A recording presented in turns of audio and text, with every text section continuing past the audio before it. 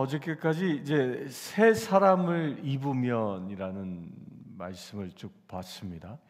우리가 그리스도를 믿게 되면 그리스도의 옷을 입는 자, 그래야 우리는 이제 그리스도인으로 세상에 드러나는 존재다라는 것을 우리가 공부했죠.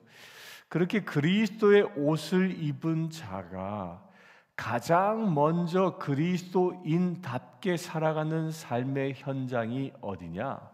그것이 바로 가정입니다. 가정. 그래서 오늘 그 가정에 관하여 말씀하고 있는데요. 18절 보겠습니다. 아내들아 남편에게 복종하라. 이는 주 안에서 마땅하니라.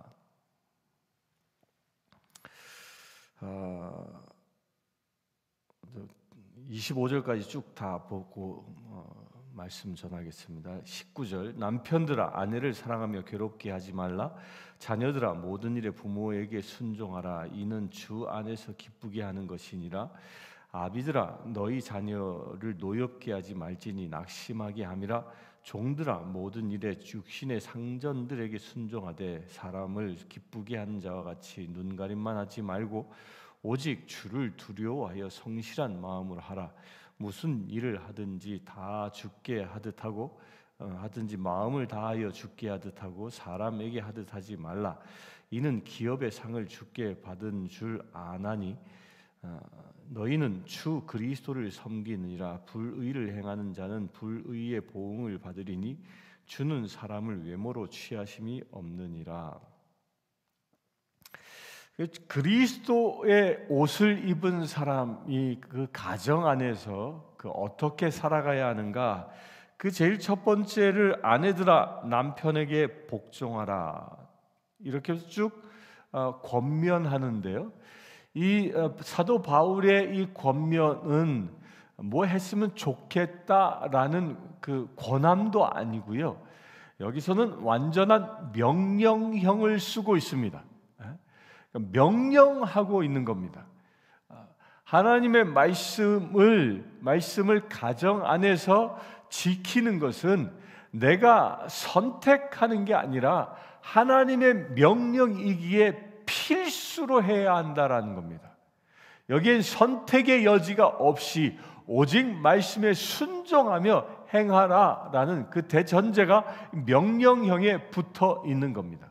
그 첫 번째 명령이 아내에게 하는 명령입니다. 아내들아 남편에게 복종하라. 이는 주 안에서 마땅하니라.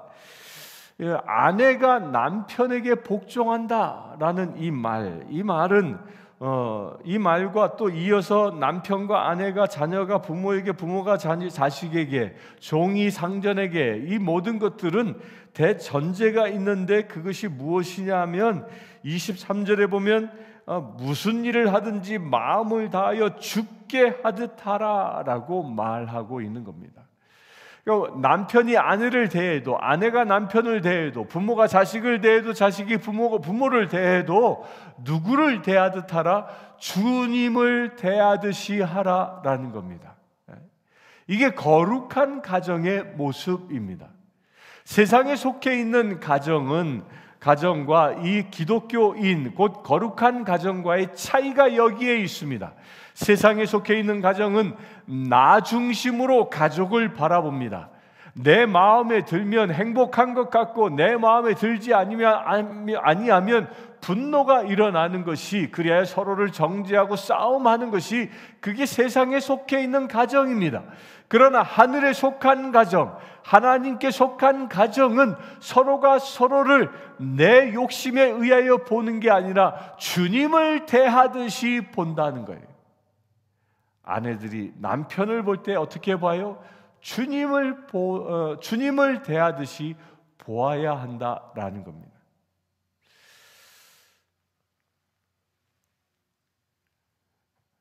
아내가 남편에게 복종하는 것, 이 명령이 얼마나 중요한 것이냐면요, 이 남자들의 특징, 가장 중요한 특징은 남자는 자기를 인정해 주는 사람에게 목숨을 바치는 게 남자입니다. 여자는 자기를 사랑해 주는 사람에게 목숨을 바친다고 하지요. 그렇기 때문에요. 한 집안의 가장이 힘이 나서 열심히 신나고 행복하게 살아갈 수 있는 그 첫 단추가 어디냐면, 이 시간 예배하는 아내들이요, 여러분들이 아내로서 남편에게 순종하며 남편을 높이고 남편을 인정해 주느냐 그렇지 않느냐에 따라 결정되어진다는 겁니다. 저도 결혼해서 한 가정의 이 가장이고 또 한 여인의 남편입니다. 제가 제일 기분 좋을 때가 언제냐? 괜히 으쓱해지는 때가 언제냐? 말씀을 전하고 성도님들이 은혜 받았습니다. 도전 받았습니다. 뭐 이런 말을 들을 때도 기분은 좋지요. 그러나 그것은 이 기분의 정도를 100으로 이렇게 친다면요, 한 60, 70 정도의 기분을 업시켜 줄 수 있을까요? 감사함이 그렇게 오는 거죠. 그런데 나와 같이 그 살을 붙이며 살아가고 있는 그 아내가 저를 칭찬해 주면, 설교 말씀을 들어도 오늘 은혜 받았습니다, 뭐 이런 칭찬을 들으면 그 기분은요, 이 100에 거의 가까운 기분이 듭니다. 왜 그럴까요? 나를 가장 잘 아는 사람이 나를 칭찬하기 때문입니다. 나를 가장 잘 아는 사람은 세상에 누굽니까? 내 아내지요. 또 아내를 가장 잘 아는 사람은 누굽니까? 남편인 겁니다. 그 가장 잘 알고 있음에도 불구하고, 나의 허물을, 나의 약점을 다 잘 알고 있음에도 불구하고 나를 높여주고 내 말에 순종하고 나를 칭찬해주는 이런 것들을 받을 때, 그때 이 남편으로서, 가장으로서 가장 큰 힘이 거기서 생긴다는 것이, 이게 비밀입니다. 사랑하는 성도님들, 여러분들 한 남편의 아내된 분들이라면 그 남편의 말에, 그 말이 어떤 일이든 간에 복종하며 순종할 수 있게 되길 바랍니다. 남편을 높일 수 있게 되길 바랍니다. 어떻게 하듯 주께 대하듯 하라는 것입니다. 그래서 남편 된 이 남자들은 아내가 그렇게 자기를 인정해주고 자기 말에 순종하면요, 그 아내에게 목숨 바쳐 사랑하는 겁니다. 왜? 나를 인정해 주니까. 나를 가장 잘 아는 사람이 나를 높여주니까. 거기서 뭐 죽는지도 모르고 그냥 목숨 바쳐 아내를 사랑할 수 있게 되는 것입니다. 그런 사랑을 받는 아내들 되길 축원합니다. 남편들아, 아내를 사랑하며 괴롭게 하지 말라라고 얘기합니다. 남편들아, 아내를 사랑하라, 내 몸처럼 사랑하라고 얘기도 하면서도 오늘 이 골로새서에는 한마디를 딱 더 붙여놨습니다. 괴롭게 하지 말라. 이 아내를 괴롭게 하지 말라라는 말이 뭐예요? 아내를 종부리듯 하지 말라는 것입니다. 종부리듯. 우리 조선시대 때는 가부장 제도가 너무 강력해서 이 부인네들을 종부리듯 하지 않았습니까? 부엌대기 취급하지 않았습니까? 그러지 말라는 겁니다. 왜? 아내는 나의 한 지체이기 때문입니다. 내 몸처럼 사랑하는 지체이기 때문입니다. 왜 그러면 이 내 몸처럼 아내를 사랑해야 할까요? 그 이유는요, 남자들은 다 압니다. 남자들은요, 자기 몸에 이 가시 하나 박혀도 그것 때문에 전전긍긍하는 게 남자들입니다. 근데 여자들은 요리하다가 이 후라이팬을 살짝 뒤어도 그냥 찬물로 한번 휙 그냥 씻어버리면 끝나는 게 여자들입니다. 거기에 화기가 있어도 참고 요리를 해내는 게 여자들인데, 남자들은 그렇지 않습니다. 자기 몸에 조그마한 상처가 있어도 붕대로 싸매야 되고 뭐 전전긍긍하는 게 남자입니다. 곧 그것이 무엇이냐? 자기 몸을 그렇게 사랑한다라는 겁니다. 그런데 자기 몸을 그렇게 아끼고 사랑하는 것처럼 그 이상으로 아내를 사랑하라는 말씀인 겁니다. 그래야 아내를 종부리듯 하지 아니하고 그를 괴롭게 하지 아니하고 그를 뭐하게 하라? 행복하게 하는 존재가 남편의 의무라는 것입니다. 그 모든 것들이 어떤 전제로 한다고요? 그리스도의 옷을 입고 주님을 대하듯 마음을 다하여 죽게 하듯이 아내를 섬기라는 것입니다. 이 시간 예배하는 남편된 분들이요, 주님을 대하듯이 아내를 대할 수 있게 되길 바랍니다. 20절 자녀들아 모든 일에 부모에게 순종하라. 이는 주 안에서 기쁘게 하는 것이니라. 자녀들아 부모에게 순종하라. 십계명에서도 부모에게 순종하라, 부모를 잘 공경하라 되어져 있죠. 그러면 기업을 받을 것이다 라고 얘기합니다. 그렇게 부모의 말씀에 순종하면 주 안에서 기쁘게 하는 것이라 주님이 기뻐하신다는 겁니다. 왜 이 부모에게 순종하는 것이 주님께 기뻐하는 것이냐면요, 부모에게 순종하는 것은 가정의 권위를 인정하는 것이기 때문입니다. 자녀가 부모의 권위를 인정하고 부모의 권위 앞에 순종하는 삶을 산다는 것은 부모를 통하여 주는 그 축복의 권세, 곧 하나님을 바라볼 수 있기 때문입니다. 아브라함은 축복의 통로였던 것이죠. 내가 축복하면 내가 축복할 것이요 내가 저주하면 내가 저주할 것이라 말씀하셨던 그 축복의 통로가 부모와 그 아브라함의 권세가 그 부모에게 있는 것이죠. 그 부모의 권세에 그 순종하게 되면 자녀에게 무엇이 임합니까? 부모를 통하여 임하시는 하나님의 축복이 그에게 임하는 것입니다. 이것을 볼 수 있게 되길 바랍니다. 21절에 아비들아 너희 자녀를 노엽게 하지 말지니 낙심할까 함이라. 부모들은 자녀를 노엽게 하지 말라, 상처 주지 말라는 것입니다. 이게 부모들이 자녀들에게 상처를 많이 주는 경우가 있습니다. 가장 큰 상처 중에 하나가 뭐예요? 야, 아무개는 이러는데 너는 이게 뭐냐? 이렇게 비교하는 것. 이거 굉장히 큰 상처를 받습니다. 탤런트 김혜자 선생님이 쓴 그 이 책 중에 이런 게 있습니다. 자녀들에게는 이 갈대 잎이라도 때리지 말라. 그만큼 연약한 상처라도 작은 상처라도 주지 말라는 것이죠.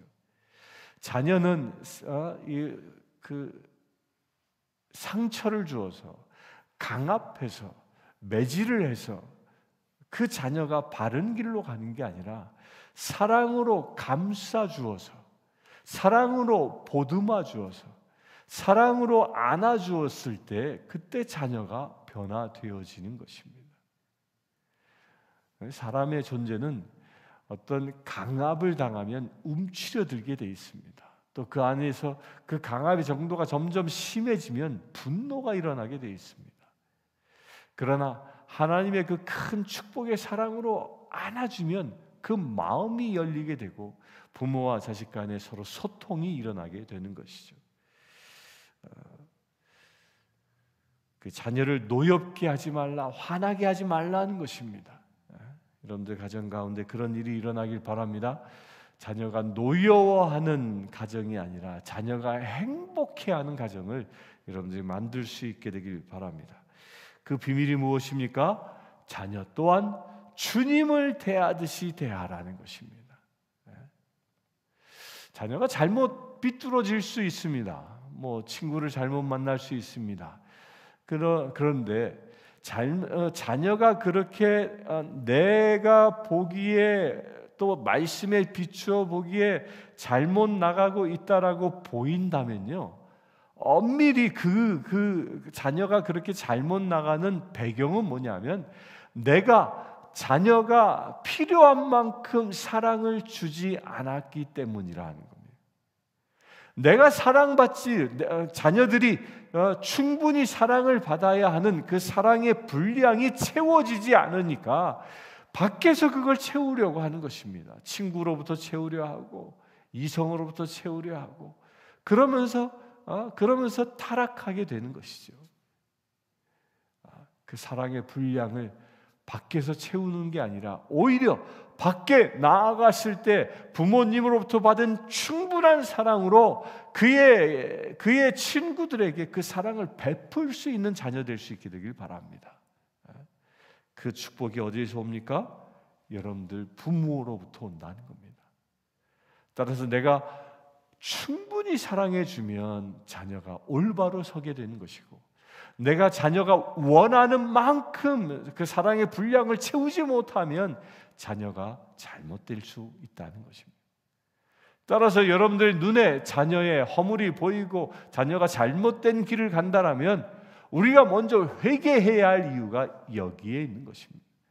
내가 자녀를 죽게 대하듯이 대하지 않았기 때문에, 내가 자녀가 필요한 만큼 사랑의 분량을 채워주지 않았기 때문에 그런 일들이 일어난 것이다 라고 여기고 회개하는 것입니다. 22절 종들아 모든 일에 육신의 상전들에게 순종하되 사람을 기쁘게 하는 자와 같이 눈가림만 하지 말고 오직 주를 두려워하여 성실한 마음으로 하라. 이 종, 지금은 이제 근로자를 얘기합니다. 누군가의 직장에 고용되어져서 일하고 있는 상태를 얘기하는 것이죠.